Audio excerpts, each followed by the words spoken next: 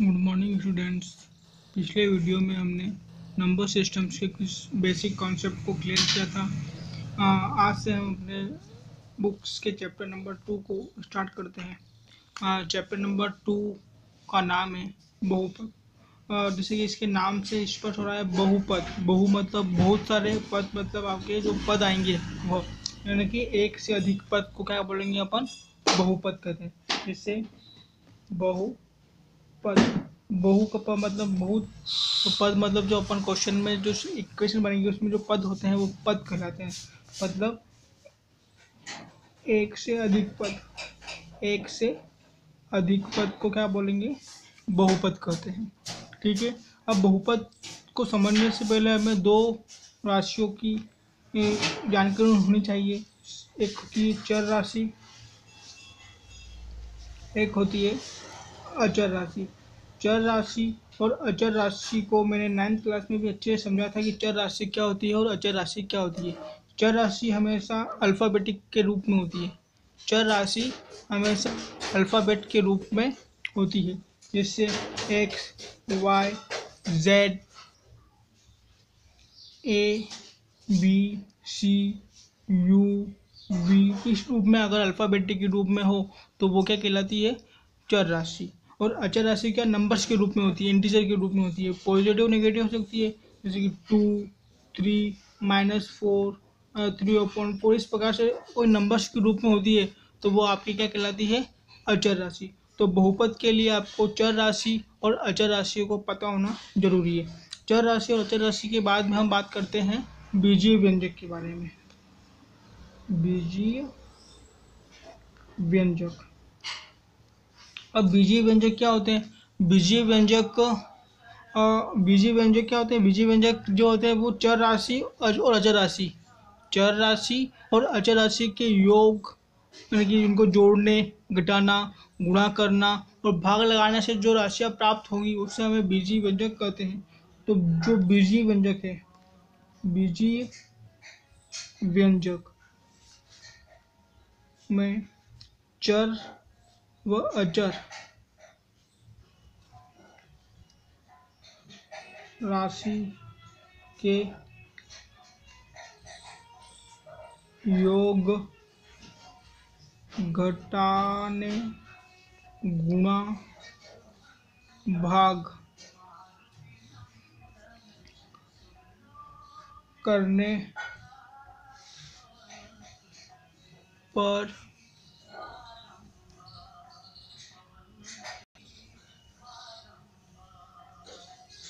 जो राशि प्राप्त होती है उसे बीजीय व्यंजक कहते हैं। बीजीय व्यंजक कहते हैं। ठीक है। अब जब चर राशि और अचर राशि के दोनों को जोड़ना है, घटाना है, गुणा करना, भाग लगाना, जो भी हमें इन चर और अचर राशि को करते हैं तो बीजीय व्यंजक प्राप्त होते हैं। उदाहरण बताता हूँ आपको, एक उदाहरण जैसे 4x, ये 4 और 1 इन दोनों का अपन ने क्या करा, मल्टीप्लाई किया। 4x ये बीजीय व्यंजक है। 2x + 1 ये बीजीय व्यंजक है। √3x ये एक बीजीय व्यंजक है। 3x - 1 ये सभी क्या है, अपन इस प्रकार के अगर रूप में आते हैं, चर राशि और अचर राशि के रूप में लिखते हैं तो ये क्या कहलाते हैं, बीजीय व्यंजक। ये मैंने आपको इसलिए बताया क्योंकि बहुपद से आपको पता चलेगा, बहुपद के लिए आपको चर और अचर राशि की जानकारी होना जरूरी है। और चर और अचर राशि से हमें क्या प्राप्त होगा, बीजीय व्यंजक। अब जो बीजीय व्यंजक प्राप्त हुए हैं इन्हीं से हम अपन क्या बनाएंगे, अपने जो क्वेश्चन में आपका क्वेश्चन था बहुपद, तो इन्हीं से हम बहुपद की जानकारी प्राप्त करेंगे। अब बीजीय व्यंजक को हम बहुपद कहते हैं, लेकिन हर बीजीय व्यंजक बहुपद नहीं होता है। हर हमने लिख दिया 4x 2x + 1 √3x, ये तो ठीक बहुपद है, लेकिन इसका बहुपद के कुछ रूल होते हैं कि हर बीजीय व्यंजक को हम बहुपद नहीं कहते हैं, इसके कुछ नियम होते हैं। तो आइए हम इसके कुछ नियम को पढ़ते हैं कि बहुपद हमें किसे कहते हैं। बहुपद, हम बहुपद ऐसे बीजीय व्यंजक को बहुपद कहते हैं बहुपद कहते हैं, जिसमें अभी मैंने बताया इसके कुछ नियम होते हैं बहुपद के, जिसमें कुछ ये जो मैं आपको 3 नियम बता रहा है वो लागू होगा तो वो जो पद है बहुपद कहलाएगा। सबसे पहले क्या होगी, जो चर राशि है, चर राशि, चर राशि मतलब अल्फ़ाबेटिक एक्स वाई जेड, इसकी जो घात होगी वो क्या होनी चाहिए, धनात्मक पूर्णांक होनी चाहिए, धनात्मक पूर्णांक होना चाहिए। क्या चाहिए, धनात्मक पूर्णांक होना चाहिए। अगर वो धनात्मक पूर्णांक हो तो वो क्या कहलाएगी, बहुपद कहलाएगी। अब इसका सेकंड पद है कि पदों की संख्या निश्चित होनी चाहिए, पदों की संख्या निश्चित होना चाहिए, निश्चित होना चाहिए, होना चाहिए, निश्चित होना चाहिए मतलब या तो इसमें एक पद हो, 2 पद हो, 3 पद हो, 4 पद हो, 5 पद, निश्चित होना चाहिए। मतलब कुछ पदों की संख्या निश्चित, ऐसा नहीं है कि आपने लिख दिया 2x प्लस 3y प्लस 1 और इस प्रकार से डॉट कर दिया, मतलब ये आगे ही चलती जा रही है, तो ये क्या कहलाएगा, बहुपद नहीं कहना चाहिए। बहुपद में क्या होना चाहिए, 2x प्लस 1, मतलब संख्या निश्चित है, 2 पद है, ये पहला पद है दूसरा पद, ठीक है। 3y प्लस 1, 3y प्लस 4, यहाँ पर लिखे तो अपन 3x plus 3y plus 4, 3x plus 3y plus 4। अब इसमें पद कितने हैं, 3 पद है, तो ये निश्चित पद है, मतलब ये क्या कहलाएगा, आपका बहुपद कहलाएगा। अब इसका तीसरा नियम है कि जो चर राशि है, मतलब ये चर राशि, इसके गुणांक, गुणांक मतलब ये जो नंबर्स हैं, ये गुणांक मतलब इसमें जो गुणा हो रहे, जो चर राशि में जो गुणा हो रहे हैं वो क्या होना चाहिए, वास्तविक संख्या होनी चाहिए। वास्तविक संख्या मतलब जो मैंने आपको बताया था 9th में कि वास्तविक संख्या क्या कहते हैं, वास्तविक संख्या जो मतलब परिमेय और अपरिमेय संख्या को ही अपन वास्तविक संख्या कहते हैं, चाहे वो नंबर्स के रूप में हो या बटे के रूप में हो, नंबर्स के रूप में हो या बटे के रूप में हो। तो इसका तीसरा नियम क्या है,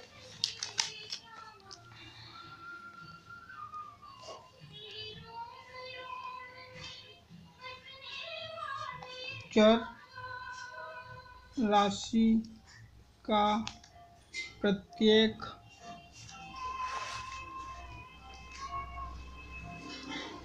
गुणांक एक वास्तविक संख्या होनी चाहिए। अब बहुपद के 3 नियम क्या थे, सबसे पहले चर राशि की जो घात होगी, वो क्या होनी चाहिए, धनात्मक होनी चाहिए, धनात्मक पूर्ण होनी चाहिए, और पदों की संख्या क्या होनी चाहिए, निश्चित होनी चाहिए। पदों की संख्या उसकी निश्चित होनी, मतलब एक पद, 2 पद, कुछ पदों की संख्या निश्चित होनी चाहिए उसकी। ये नहीं कि आपने 2 पद लिख दिया और उसको 100 का कंटिन्यू करे जा रहे हैं, तो वो बहुपद नहीं कहलाएगा। और साथ में जो चर राशि है उसके जो गुणांक है, मतलब जिस जो चर राशि है इसके गुणांक कितना 3 है, इसका गुणांक कितना 3 है, इसका गुणांक 3 है, इसका गुणांक 3 है, मतलब कुछ वास्तविक संख्या होनी चाहिए चर राशि की। अब हम इसके कुछ एग्जाम्पल बताता हूँ, उदाहरण। पहला गुणा है जैसे कि x square plus 2x² plus 7x। अब देखो यहाँ पर जो x है इसका गुणांक इसका घात कितनी है, इसकी घात कितनी है, 2 है, और जो पॉजिटिव है। अब यहाँ पर भी x², x की पावर कितना है, 2 है। यहाँ पर x, यहाँ पर कुछ नहीं, मतलब कितना है, 1 हो गई है। मैंने आपको 9th में बताया था कि अगर किसकी पावर कुछ नहीं होती कितना होता है, 1 होती है। तो यहाँ पर x², 2x² और 7x, ये क्या हो गया, बहुपद हो जाएगा। ये पहला। अब सेकंड देखते हैं, x² माइनस 1/x, ठीक है। यहाँ पर x की पावर कितना गई, 2। Third 2x² minus x plus 7, ये भी आपके लिए क्या हो जाएगा, एक बहुपद हो जाएगा। मतलब बहुपद में आपको जो 3 नियम बताए थे, उसकी घात क्या होनी चाहिए, धनात्मक होनी चाहिए, ठीक है। सेकेंड था उसके पदों की संख्या क्या होनी चाहिए, निश्चित है, मतलब जैसे कि यहाँ पर पहला पद 2, ये 2 पद है, यहाँ पर 1 2 3 पद है, यहाँ पर भी कितने पद हो जाएंगे, 1 2 3। इस प्रकार से पदों की संख्या निश्चित होना चाहिए। और जो चर राशि के गुणांक है वो वास्तविक संख्या होनी चाहिए। वास्तविक संख्या क्या हो सकते हैं, बटे में भी हो सकते हैं नंबर्स, और जो नॉर्मल नंबर्स वो भी हो सकते हैं। अब हम बात करते हैं बहुपद के प्रकार के बारे में। बहुपद के प्रकार, और बहुपद के प्रकार सबसे पहले एक घात के रूप में होते हैं, एक पद के रूप में होते हैं। अपन पहले पद के रूप में बात करते हैं। पद के रूप में बात करते हैं। तो पद में होगा सबसे पहले एक पदी, सेकंड द्विपद, और थर्ड है त्रिपद। अब एक पद, द्विपद और त्रिपद। एक पद मतलब जिसमें कितने पद हो, एक पद हो, जैसे कि 4x, सिर्फ एक पद ही है, इसमें एक ही पद है ना, तो ये एक पद हो गया। ठीक है। 3x के बाद 3y, 4x 3y, 5x 7x, मतलब ये कितने पद चल रहे हैं अपने पास, एक पद ही है, मतलब ये क्या हो गया, एक पद ही हो गया। अब अपन बात करते हैं द्विपद की, जैसे कि 3x + 1, ये पहला पद और ये दूसरा पद, तो ये क्या हो गया आपके पास, द्विपद। 4x + 7, ठीक है, तो ये पहला पद और ये दूसरा पद, ये कितना हो गया, द्विपद।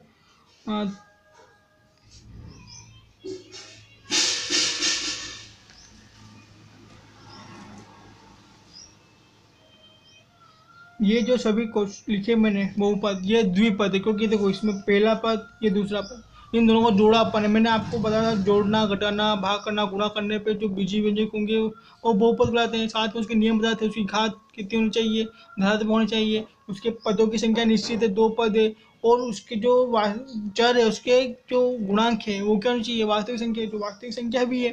तो ये 1 2 पद है तो क्या होगा, द्विपद। इसमें भी 2 पद है तो द्विपद। इन सभी में कितने पद है, 2 पद है, तो ये क्या हो गया अपने लिए, द्विपद हो जाएगा। अब अपन बात करते हैं त्रिपद।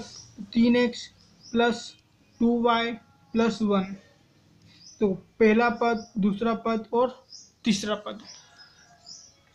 इसी प्रकार 7x + 5y + 8, पहला पद, दूसरा पद और तीसरा पद, इसके भी 3 पद हो गए। 8y + 8x + 6y + 2, एक पद, 2 पद, 3 पद, 3 पद है, मतलब ये क्या हो गया, त्रिपद। तो बहुपद के प्रकार में जिसमें पद क्या हो, एक हो, तो ये एक पद में मतलब सिर्फ एक ही पद है, तो ये एक पद हो गया। द्विपद, द्विपद में मतलब पहला पद और दूसरा पद, 2 पद है इसमें भी 2 पद है, इसमें भी 2 पद है, और जो लास्ट है 4y + 8, मतलब ये पहला पद हो गया और ये आपके लिए दूसरा पद हो गया। तो 2 पद है इसमें, तो द्विपद। अब त्रिपद में कितना होना चाहिए, 3 पद होने चाहिए। त्रिपद में पहला पद, दूसरा पद, तीसरा पद, पहला पद, दूसरा पद, तीसरा पद, मतलब इस वाले में 3 पद है और इसमें भी 3 पद है। लेकिन इस जो क्वेश्चन था द्विपद और त्रिपद, इनमें 2 थे और इसमें त्रिपद थे, तो ये एक पद, द्विपद और ये त्रिपद। ठीक है, अब अपन बात करते हैं शून्य बहुपद। शून्य बहुपद, अब शून्य बहुपद क्या होगा, शून्य बहुपद, तो शून्य बहुपद वो होती है जिसमें चर की घात क्या होनी चाहिए, शून्य, चर की घात शून्य। तो जिसमें चर की घात शून्य होगी वो क्या कहलाएगा, शून्य बहुपद। अब मैं आपको कुछ एग्जांपल बताता हूँ, उदाहरण, जैसे कि 7, यहाँ 7 6 - 5 8, यहाँ पर हमने क्या लिखी, सिर्फ अचर राशि लिखी, यहाँ पर चर राशि नहीं लिखी, यहाँ पर अपन ने चर राशि नहीं लिखी। अब क्यों लिखी, क्योंकि मैंने आपको बताया था शून्य बहुपद का चर की घात शून्य हो। अब मैंने आपको 9th में और अभी भी अपन एक फॉर्मूला पढ़ेंगे, जैसे अगर किसी भी चर की घात 0, मतलब a की पावर 0 हो, तो उसका मान कितना होगा, 1 होता है। उसका मान कितना होता है, 1 होता है। जैसे यहाँ पर लिखते हैं अपन 7x और उसकी पावर 0, मतलब ये जो चर राशि है उसका मान, जैसे लिखा है यहाँ पर 7x की पावर 0, 7x की पावर 0। तो x की पावर 0 इस फॉर्मूले के द्वारा, किस फॉर्मूले के द्वारा, a की पावर 0 इक्वल टू 1, मतलब इस फॉर्मूले के द्वारा ये चर कितना बन जाएगा, ये चर आपके लिए 1 बन जाएगा। तो 7 इंटू 1 कितना होगा 7, और यही मैंने आप यहाँ पर लिखा हुआ है 7। इसी प्रकार 6, यहाँ पर चर की घात नहीं लिखी मैंने, चर की घात कितना है 0 है। तो अगर चर की घात 0 है तो मतलब इस फॉर्मूले से a की पावर 0 से क्या बन जाएगा, 1 बन जाएगा। तो ये क्या कहलाएगा, ये जो संख्या कहलाएगी, इस प्रकार की संख्या ये शून्य बहुपद कहलाएगी। क्या कहलाएगी, शून्य बहुपद। शून्य बहुपद क्यों कहलाएगी, क्योंकि इसमें जो चर होता है, यानी कि ये जो चर होगा उसकी घात कितनी होगी, 0 होगी। 0 होगी तो 0 होगी तो किसे होगी तो 0 इस फॉर्मूला के द्वारा होती है। फॉर्मूला क्या होता है, a की पावर 0 इक्वल टू 1, a की पावर 0 इक्वल टू 1। इस कारण इस जो नंबर्स होंगे उसको हम क्या कहलेंगे, शून्य बहुपद कहते हैं। ठीक है स्टूडेंट, अब हम बात करते हैं बहुपद के शून्यक। बहुपद के शून्यक, यहाँ पर हम शून्यक को मूल भी कहते हैं। क्या कहते हैं, मूल भी कहते हैं। ठीक है, अब बहुपद के शून्यक क्या होते हैं, जैसे मैंने एक बहुपद लिखता हूँ px equal to x plus 5, ये मैंने आपका एक बहुपद लिखा। अब यहाँ से आपको शून्यक निकालना है। अब शून्यक आपको कैसे पता चलेगा शून्यक क्या होता है, तो शून्यक जो होते हैं, जो यहाँ पर बहुपद लिखा हमने, इसमें चर राशि की घात कितनी है, 1 है, कोई नंबर्स नहीं है, मतलब इसकी चर राशि की पावर कितनी है, 1 है। तो जितनी भी चर राशि की पावर होगी उतने शून्यक होंगे। जैसे यहाँ पर 1 है तो इसके शून्य कितने होंगे, 1 शून्यक होगा। अब शून्यक को निकालते कैसे, वो देखते हैं। जैसे कि आपका बहुपद क्या है, x प्लस 5 है, तो यहाँ से अपन x का मान निकालते हैं। कितने निकालते हैं, x का मान। तो x का मान कितना निकालेंगे, x। अब ये इक्वल, इसको 0 के बराबर रख देते हैं पहले, x equal to x plus 5 equal to 0। तो यहाँ x बराबर कितना आएगा, प्लस से उधर से आएगा तो क्या हो जाएगा, माइनस हो जाएगा। तो ये जो आपने x का मान निकाला, क्या निकाला हमने, x का मान। तो ये x का मान क्या है, -5। तो ये इसका क्या होगा, शून्यक होगा। ये आपका शून्यक होगा। कितना शून्यक निकाला, 1। यहाँ पर पावर कितनी, 1 है। तो ये क्या कहलाएगा, जो अपन x का मान निकाला है वो आपका शून्यक कहलाएगा। कैसे निकाला, जो आपका शून्यक था उसको हमने 0 के इक्वल टू रख दिया और वहाँ से हमने x का मान निकाल दिया। यहाँ पर जितने भी पावर होगी, जहाँ पर 1 पावर है तो इसका शून्यक कितना, 1 है। 2 पावर होगी तो इसका मान कितना होगा, शून्यक 2 होगा। शून्यक को अपन क्या कहते हैं, मूल भी कहते हैं। यहाँ हमने क्या निकाला, x का मान निकाल लिया। ठीक है, और अब इस x का मान निकालने के बाद हम यहाँ पर इसको, जो आपको क्वेश्चन में सवाल दे रखा है उसमें रखते हैं। देखो जहाँ जहाँ x है वहाँ का रख लेते हैं अपन -5, क्योंकि अपने पास x का मान कितना आया, -5 आया। देखो p इस x की जगह रखा अपन ने -5 बराबर x की जगह लिखा अपन ने -5, और ये कितना लिखा, जो +5 है वो एज इट इज रखा। ठीक है, तो -5 और +5, -5 में +5 कितना आया, 0 आ गया। तो आपका आंसर कितना आया, 0। मतलब ये बहुपद इसका शून्यक है। अगर आपका आंसर 0 आता है तो ये क्या होगा, बहुपद का शून्यक होगा। ये आपको पढ़ रहे हैं बहुपद के शून्यक। अगर 0 नहीं आता है तो बहुपद का शून्यक की इक्वेशन नहीं होगी। अगर ये 0 आ गया तो ये बहुपद का शून्यक होगा। सबसे पहले आपको जो इक्वेशन दे रखी है वो देखना है। यहाँ से आपको x का मान निकालना है। कैसे निकालोगे x का मान, जो इक्वेशन दे रखी है उसको 0 के बराबर रख देना। 0 के बराबर रखने के बाद x का मान आया है अपने पास -5 जो आंसर आया है उसको हम, जो आप क्वेश्चन में इक्वेशन दे रखी है उसमें रख देंगे। तो अगर आंसर में आपका 0 आता है तो ये बहुपद का शून्यक होगा। अगर नहीं आता आंसर तो बहुपद का शून्यक नहीं होगा। ठीक है बच्चों, अब इसमें कुछ एक और टॉपिक है जिसे अभी अपन ने यहाँ पढ़ा था, बहुपद के प्रकार में पद के आधार पे। अब हम पढ़ेंगे घात के आधार पर। घात के आधार पर कैसे, जैसे कि कोई भी बहुपद है,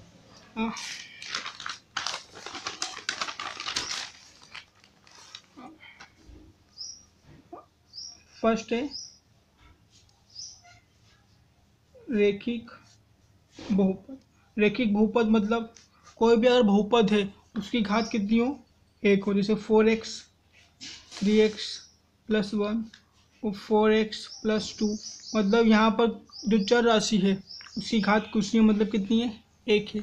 यहाँ पर चर राशि उसकी घात कुछ नहीं मतलब 1 है।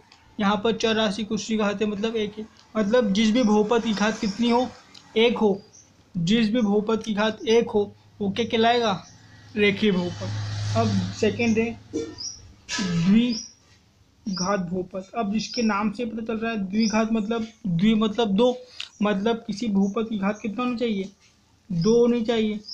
इसकी घात कितनी है, 2 है, तो ये क्या होगा, द्विघात बहुपद। 4x + 7 ये भी आपका द्विघात बहुपद। 8x² + 5 ये भी आपका द्विघात बहुपद। द्विघात पता कैसे चला आपको कि इसकी जो घात है वो क्या होगी, 2 होगी। जहाँ पर रेखीय मतलब उसकी घात कितना, 1 है। द्विघात मतलब इसकी घात कितनी है, 2 है। इसी प्रकार थर्ड त्रिघात। त्रि आपको नाम से पता चल रहा है, त्रि मतलब 3। अब जिस भी बहुपद की घात कितनी होगी, 3 होगी। जैसे कि x³ + 5 7x³ 3 + 7। अब इसको इस प्रकार लिखते हैं 4x + 2x² + x³ 3 + 1। अब यहाँ पर सबसे बड़ी घात 3 है। अब इसमें 2 भी है और 1 भी है, तो आपको ये देखना है कि अगर इस प्रकार का कोई बहुपद आ जाए और उसमें जो सबसे बड़ी घात होगी, सबसे बड़ी घात क्या होगी, 3 है यहाँ पे, तो सबसे बड़ी जो घात है वह उस घात का बहुपद कहलाएगा। लेकिन आपको यहाँ पर 2 भी है, 1 भी है, लेकिन आपको सिर्फ देखना है इसकी सबसे बड़ी घात कौन सी है। सबसे बड़ी घात क्या है, 3 है, तो यहाँ पर क्या कहलाएगा, ये त्रिघात का बहुपद कहलाएगा। ठीक है, तो अभी तक हमने जो चैप्टर नंबर 2 है उसके कुछ रूल्स को पढ़ा कि आपको चैप्टर नंबर 3 में पढ़ना क्या है। ठीक है, बहुपद के प्रकार पढ़ा अपन ने। बहुपद में चर अचर राशि क्या होती है, बीजीय व्यंजक क्या हुआ। ठीक है, तो अब हम एक्सरसाइज 2.1 स्टार्ट करेंगे अगले वीडियो से। तो थैंक यू स्टूडेंट, हम अगला वीडियो में 2.1 को स्टार्ट करेंगे। Thank you.